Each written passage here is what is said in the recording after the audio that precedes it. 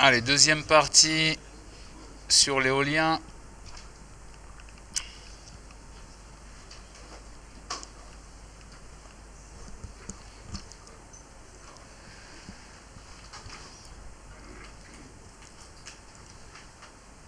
Ok, l'enregistrement est bien parti, c'est tout. Non, c'est pas là. Donc on avait vu, on était resté sur la doc technique, on va dire, d'une éolienne. Les choses importantes à savoir repérer.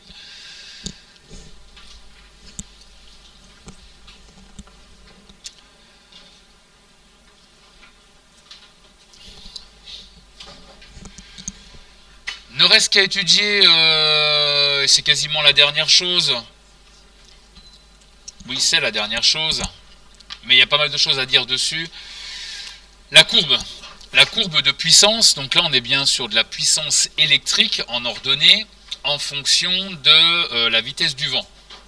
Et c'est toujours la même éolienne que celle précédente. Donc ici, l'ordonnée la puissance électrique, donc directement en sortie de l'éolienne, et là la vitesse du vent. Il est logique que la puissance électrique dépende de la vitesse du vent. On va essayer d'étudier ça pour bien voir les différentes zones. On voit qu'il y a différentes zones où l'éolienne se comporte de façon différente. Alors déjà, pourquoi est-ce qu'il y a plusieurs courbes là-dessus? Tout va dépendre du son admissible que je souhaite avoir au niveau de l'éolienne. En fonction de certains sites, vous devrez respecter une certaine nuisance sonore et vous avez possibilité de choisir quelle est la courbe qui vous intéresse le mieux par rapport au son que va faire, au bruit que va faire l'éolienne. Normalement, il ne doit y avoir aucune habitation aux alentours à moins de 500 mètres d'une éolienne. Et quoi qu'il arrive, avant de faire le parc éolien, on va mettre un simulateur de son là où sera installée l'éolienne et on va demander aux habitants qui sont aux alentours s'ils ont constaté une gêne pendant une année. Si jamais la gêne est trop importante, ou si jamais on s'aperçoit que les animaux qui étaient aux alentours, il n'y en a plus, il n'y a plus de sangliers alors qu'il y avait des sangliers avant, forcément le parc ne pourra pas être mis en place. D'accord ? D'où l'explication d'un certain temps, de beaucoup d'études avant de faire un parc éolien. Mais sur cette éolienne, le constructeur propose différents types de courbes. Alors bien sûr, moins vous allez produire, moins il y aura de bruit. Forcément. Pareil. Alors si on étudie un petit peu la chose, je vais revenir dans cette forme-là. Jusqu'à 4 mètres par seconde ici, on a 0. C'est assez logique, on a vu dans la doc technique que le cut-in speed, la vitesse vent minimum pour pouvoir produire, c'était 4 mètres par seconde. C'est-à-dire en dessous, on ne met même pas en route l'éolienne, parce que si on la met en route, en fait, on va plus consommer de l'électricité qu'en produire à cause du frottement, à cause du rendement de la génératrice, etc. Donc, le plat qui est ici se comprend assez bien. On ne met pas en route l'éolienne, le vent n'est pas assez important.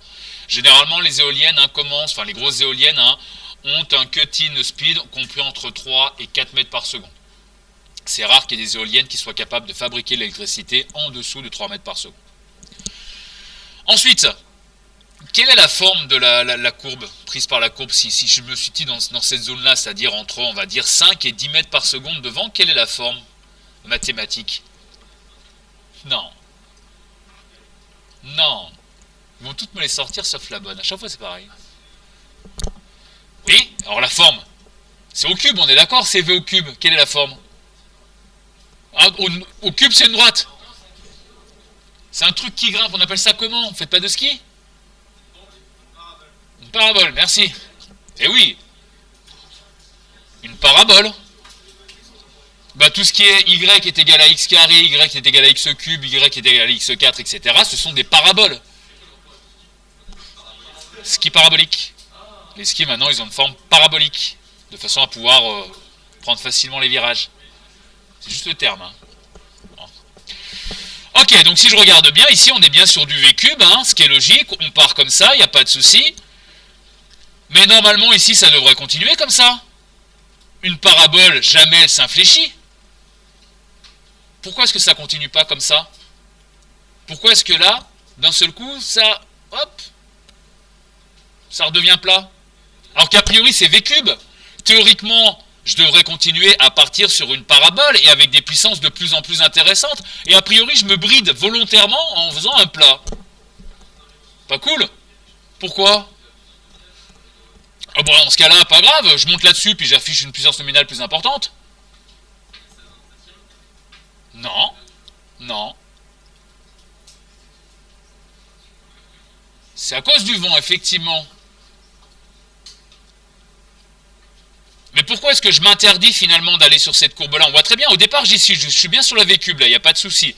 J'ai sans doute le coefficient aérodynamique qui est de 0,5, un truc comme ça, mais là il est plus de 0,5, il est beaucoup plus faible puisque je viens quitter le V cube qui m'intéressait. Ce qui m'intéressait moi, au départ c'était ce V cube, et je viens de quitter là, je me fais un plat.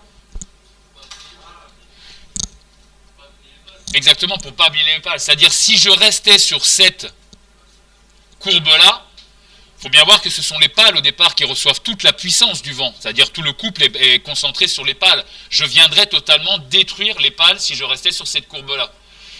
Quand vous faites de la planche à voile, il y en a qui font de la planche à voile? Ok, votre voile, vous la mettez comment par rapport au vent? Face au vent, on est d'accord. Mais si ça va trop vite et que vous avez peur, vous faites quoi? Bah, à un moment donné, il y a trop de vent et ça va trop vite, vous faites quoi pour vous ralentir? Vous tournez votre pale, vous tournez votre voile, histoire d'avoir moins de surface en prise par rapport au vent, et donc forcément vous ralentir. Si bien que si vous mettez carrément votre voile comme ça, vous allez carrément vous arrêter. Mais le fait que vous tourniez, c'est que vous avez peur. Ça va trop vite, j'ai peur, hop, je me ralentis. Bien sûr ça ralentit, parce que vous avez peur. Parce que t'as peur. Bien sûr qu'il a peur. Faire un virage, etc., etc. On est bien d'accord. Mais là c'est la même chose. L'idée c'est qu'à un moment donné, les pales, elles concentrent trop de puissance. Donc si je les laisse prendre cette puissance-là, je vais les casser les pales. D'accord? Comment est-ce que je peux faire du coup pour me prendre moins de puissance? On incline les pales. Vous vous souvenez tout à l'heure, j'ai dit qu'il y avait un moteur par pale. C'est pas pour les orienter au mieux, parce que les orienter au mieux, il suffit de les orienter au mieux, puis je les fixe, c'est terminé, je les touche plus. C'est pour les désorienter dans le cas où le vent devient trop important, de façon à volontairement ne pas monter sur celle-ci, j'aurais bien aimé y aller, mais faire ce plat qui est ici. Et c'est là dans l'avenir qu'on va travailler, c'est-à-dire on va travailler sur avoir des matériaux qui soient de plus en plus résistants pour qu'on puisse de plus en plus aller sur ce tracé-là plutôt que de volontairement venir prendre moins de puissance. Vous voyez, c'est dommage ici, à 20 mètres par seconde, devant, je prends autant de... Enfin, je produis autant de puissance qu'à 15 mètres par seconde. Ce qui n'est pas logique. Ça veut bien dire que j'ai fait quelque chose. Et ce quelque chose, c'est d'avoir fait tourner les pales parce que j'ai peur de casser mes pales. D'accord? D'où ce que je disais tout à l'heure, est-ce que c'est important d'avoir un vent très important pour créer de l'éolien, pour faire de l'éolien? Pas forcément, suffit d'être vers 15 mètres par seconde de vent, ça me suffit largement, ça sert à rien d'être à 20. De toute façon, je vais produire la même chose qu'à 15. Arrivé à 25 mètres par seconde, là, je coupe totalement, parce que là, ça devient, quoi qu'il arrive, trop dangereux. Et c'est pour ça que j'aime pas les vents turbulents non plus, parce que imaginez, vous avez un vent qui est à 20 mètres par seconde, puis après à 30...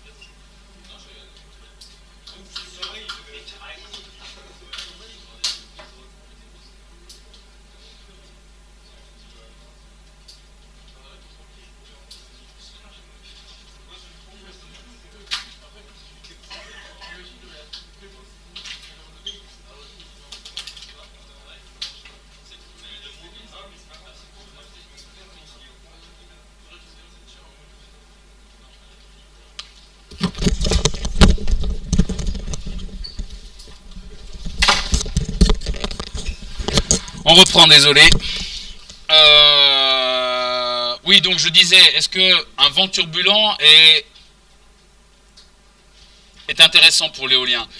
Imaginez un vent qui passe de 20 à 30, qui revient à 20, qui repasse à 30. Qu'est-ce que je vais être obligé de faire à chaque fois? D'arrêter, de remettre en route, d'arrêter, de remettre en route, sachant qu'il y a à peu près 20 secondes entre le moment où j'arrête et le moment où j'ai le droit de remettre en route. C'est pas parce que le vent redevient inférieur à 25, il faut que je constate qu'il soit redevenu inférieur à 25 pendant un certain temps avant de la mettre en route. Donc mieux vaut un vent plutôt calme, toujours le même, qui fasse que je vais toujours fonctionner au même point, sans fatiguer trop l'éolienne. Et 15 mètres par seconde de vent, est-ce que c'est un vent très important? Multiplié par 3,6, ça fait quoi ça? 50 km par heure de vent, un truc comme ça. D'accord? 50 km par heure de vent, c'est pas un vent extraordinaire, c'est pas un Mistral à 120 km par heure. Au contraire, à 120 km par heure, de toute façon, je peux rien faire. Ok, d'où l'explication. Alors, savoir bien l'expliquer ce genre de courbe, je vais bien sûr retirer celle qui est ici. En dessous de 5, de 4 mètres par seconde, pas la peine de produire. De toute façon, on ne produira pas, on va plutôt consommer qu'autre chose. Entre 4 et 15 mètres par seconde. Donc là, on est sur le V cube, 2 fois plus de vent, 8 fois plus de production. Et ça se vérifie, à 5 mètres par seconde, vous êtes à 200 à peu près. À 10 mètres par seconde, vous êtes à... Donc je ne dise pas de bêtises. À 5, on est à 200. Et là, on est à... Ouais, 1000, 1400, 1600, on est d'accord. Le fait d'avoir multiplié ici le vent par 2, j'ai bien multiplié par 8 la puissance. C'est bien, on est bien sur le V cube qui est ici. Et puis là, l'infléchissement, la partie plate qui est ici, je suis arrivé à la puissance nominale. La puissance nominale, c'est celle que si on va au-delà, on risque de casser les pales. C'est pas qu'on risque de casser la machine électrique ou quoi que ce soit. On risque tout simplement de casser les pales. Et bien sûr, la machine électrique, elle est choisie en fonction de cette puissance maximum. Ça marche? Ouais. Ok, je proposais pour la fin un petit exercice. Donc je rappelle qu'au niveau du contrôle, je vais essayer de voir d'ailleurs pendant que vous faites l'exercice à quel moment on va le planifier. Vous aurez un petit exercice, un gros exercice on va dire sur le photovoltaïque. Bon, ça je n'y reviens pas, on a déjà fait en long et large. Et vous aurez aussi un petit exercice sur l'éolien, d'accord, qui sera typique de ce que je vais vous poser comme question juste là. Ouais. Donc il n'y a pas de poly, je vais le donner directement ici.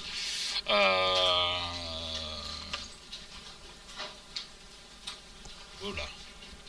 Comme ça, vos camarades qui sont à distance vont pouvoir le voir aussi.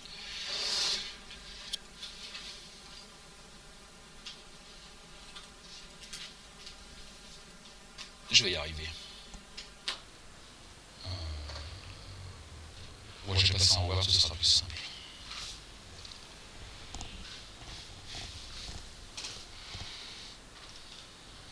Allez!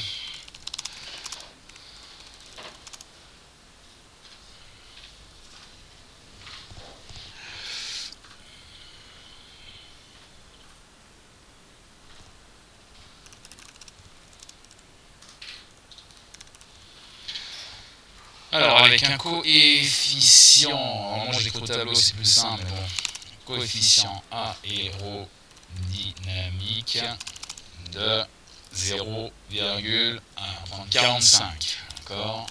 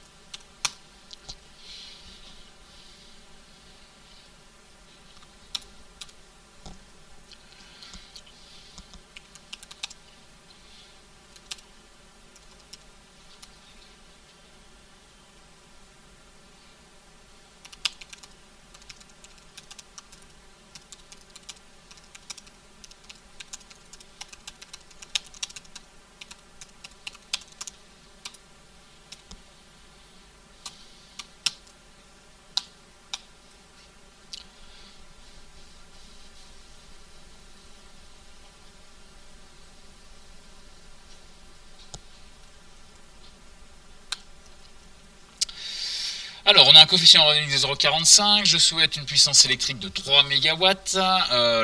Sur un vent nominal de 12 mètres par seconde. Donc là, vous pouvez calculer la longueur d'une pale. Ok. Tracer. Wow.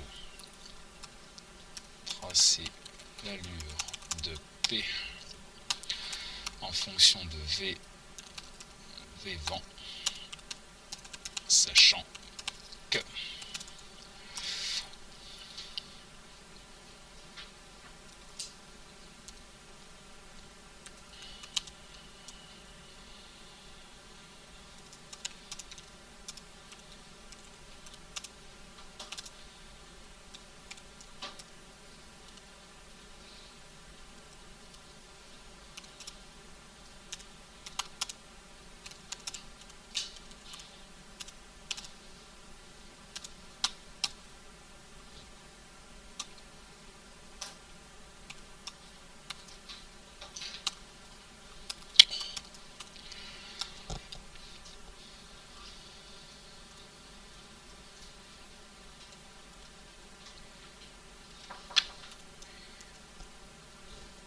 ça a sonné ou pas?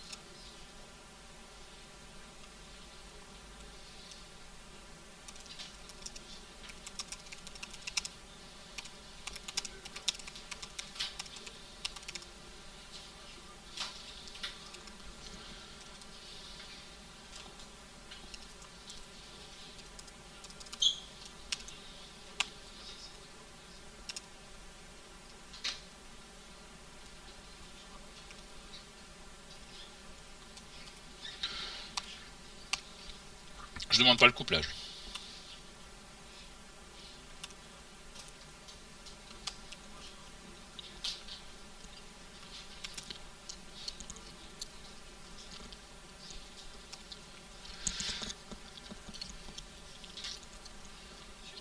Oui.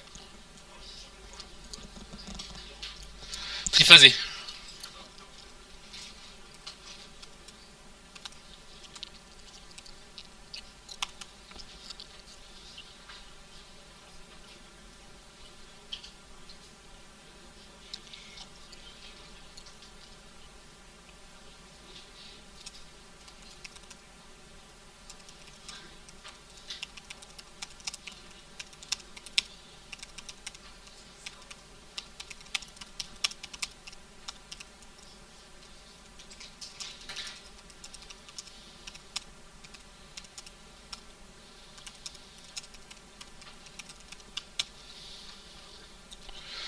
Voilà.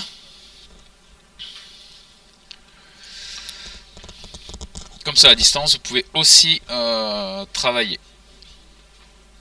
J'arrête l'enregistrement. Bonne journée.